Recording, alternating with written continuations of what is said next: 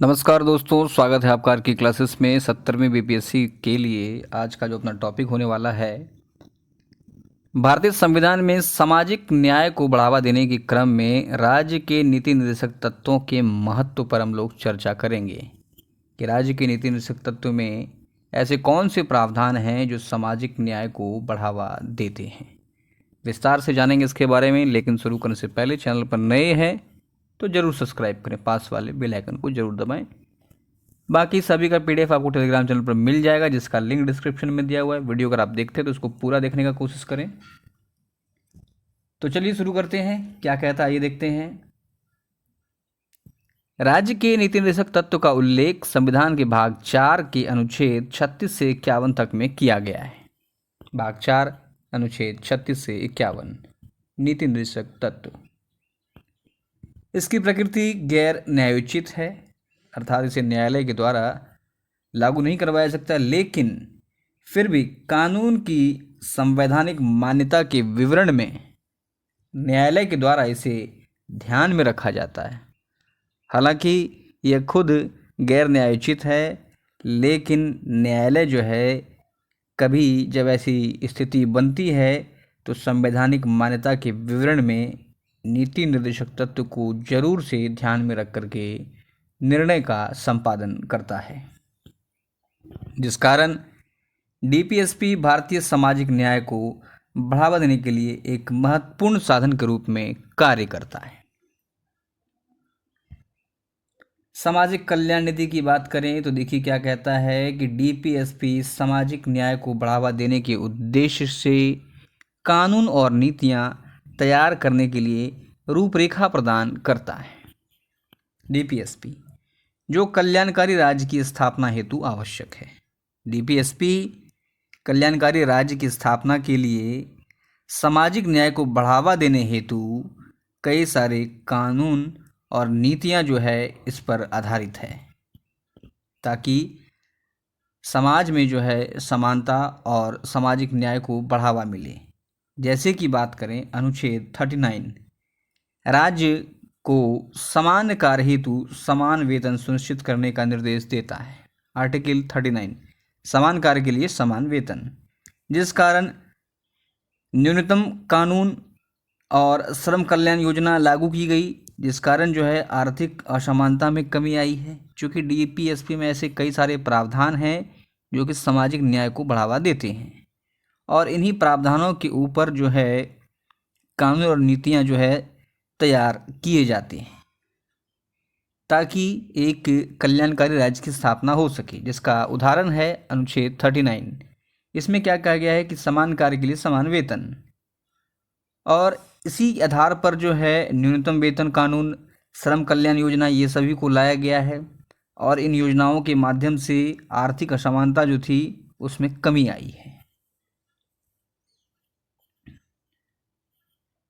फिर है सामाजिक असमानताओं का उन्मूलन। अनुच्छेद 38 के तहत आय, प्रतिष्ठा, सुविधा तथा अवसरों में असमानताओं को समाप्त करना, ये प्रावधान है अनुच्छेद 38 में। वहीं 39 में है, 39 में है समान कार्य हेतु समान वेतन। 39A में है कि समान न्याय और निःशुल्क विधिक सहायता जैसे प्रावधान असमानता को कम करते हैं।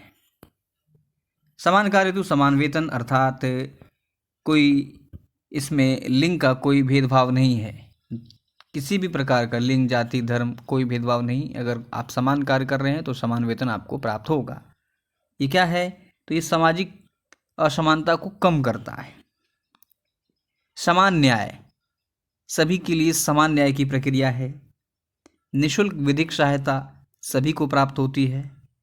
तो ये सभी जो प्रावधान है अनुच्छेद 38, 39 में उल्लिखित प्रावधान के माध्यम से जो समाज में फैली असमानता है उसको कम करने का, उसको समाप्त करने के प्रयास किए जाते रहे हैं। अनुसूचित जाति, जनजाति एवं अन्य पिछड़े वर्ग जो सामाजिक रूप से वंचित हैं, उनके लिए शिक्षा एवं रोजगार में आरक्षण जैसी नीतियों को लागू करके सामाजिक समानता को बढ़ावा देना शामिल है। ताकि सामाजिक असमानता का उन्मूलन हो सके। समाज के ऐसे वर्ग जो हाशिए पर हैं उनके उत्थान के लिए आरक्षण की व्यवस्था की गई है, भले वो शिक्षा हो, रोजगार हो, ताकि उनका भी जो है उत्थान पूरी तरह से हो और जो समाज में जो एक बड़ा अंतर बन गया है उस अंतर को कम किया जा सके। अगला है शैक्षिक अवसरों को बढ़ावा देना। अनुच्छेद 45 के तहत सभी बालकों को 14 वर्ष की आयु पूरी करने तक मुफ्त और अनिवार्य शिक्षा प्रदान करने का प्रावधान है। इस प्रावधान से सर्व शिक्षा अभियान और शिक्षा का अधिकार जैसी योजनाओं की स्थापना की गई, जिस कारण सामाजिक रूप से वंचित रहने वाले वर्गों के लिए शिक्षा तक पहुंच जो है सुनिश्चित हुई। परिणाम स्वरूप सामाजिक समावेशन को बढ़ावा मिला। जो अंतर था लोगों के बीच में, जो समाज में अंतर था, उसमें कमी आई है।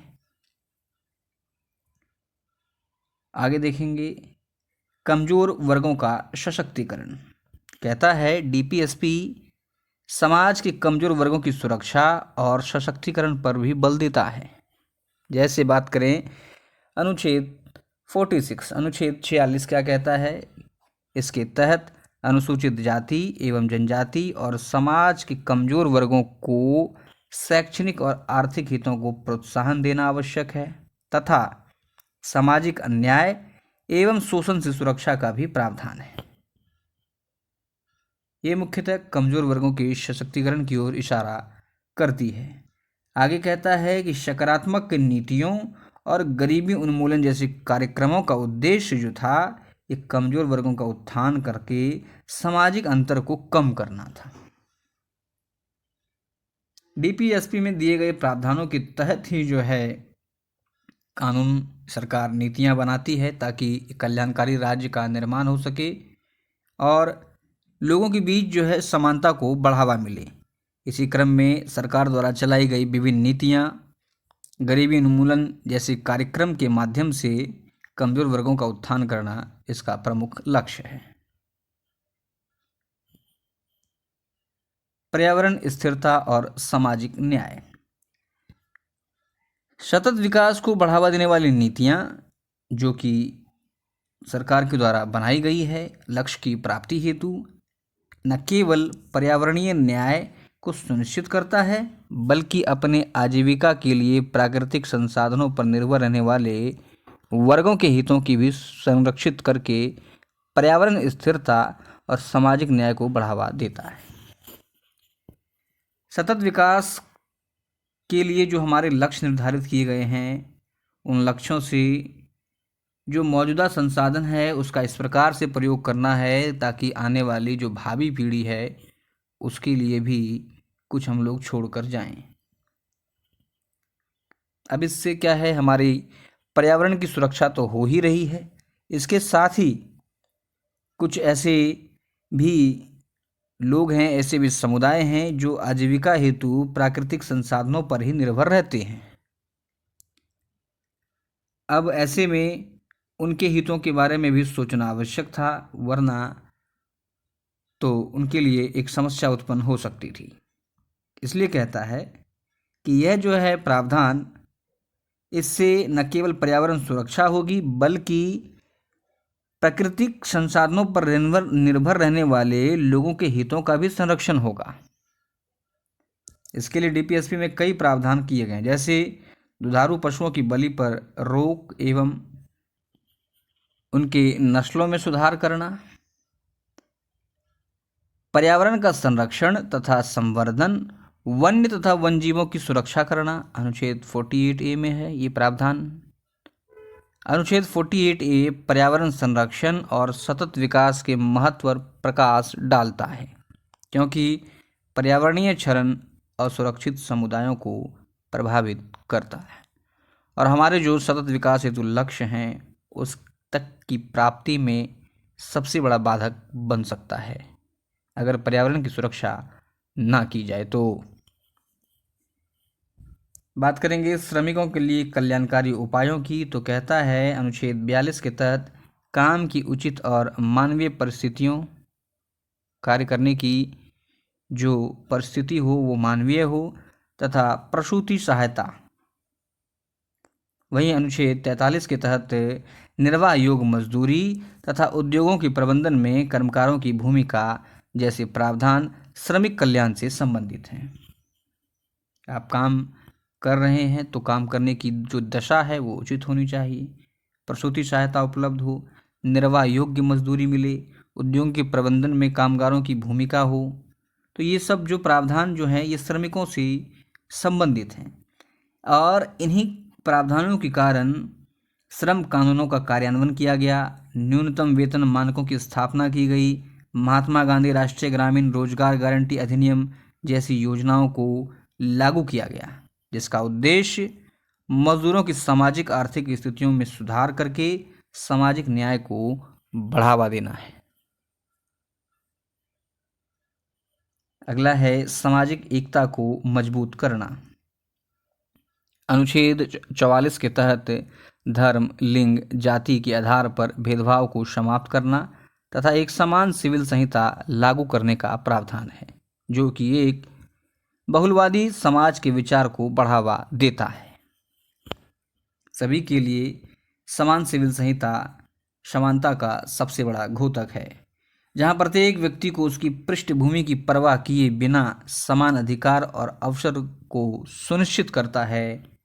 समान सिविल संहिता जो कि सामाजिक एकता को मजबूत करने का सबसे बड़ा हथियार साबित हो सकता है। न्यायिक सक्रियता और डीपीएसपी की अगर बात करें तो इसके तहत देखिए क्या कहता है कि डीपीएसपी गैर न्यायसंगत है, लेकिन इसने न्यायिक निर्णयों को प्रभावित किया है। जैसा कि हम लोगों ने पहले भी देखा था कि डीपीएसपी गैर न्यायसंगत है, हालांकि माननीय न्यायालय के द्वारा अपने निर्णयों में इसका ध्यान अवश्य ही रखा जाता है। इसी वजह से इसने न्यायिक निर्णयों को भी प्रभावित किया है, जिस कारण सामाजिक आर्थिक अधिकार न्यायशास्त्र का विकास हुआ है। न्यायपालिका ने मौलिक अधिकारों की व्याख्या के दौरान प्रायः डीपीएसपी के प्रावधानों को ध्यान में रखकर निर्णय दिया है और इसी कारण सामाजिक न्याय के दायरे में भी वृद्धि हुई है।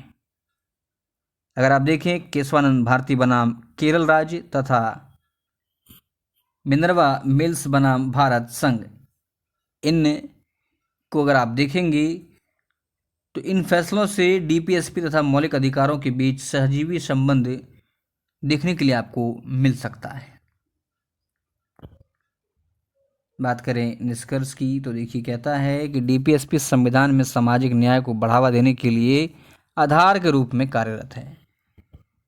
समाज में जो सामाजिक न्याय लोगों को मिले या मिल रहा है, इसका आधार क्या है? डीपीएसपी है, क्योंकि इसके अंतर्गत कई सारे ऐसे महत्वपूर्ण प्रावधान किए गए हैं जो कि सामाजिक न्याय को बढ़ावा देते हैं।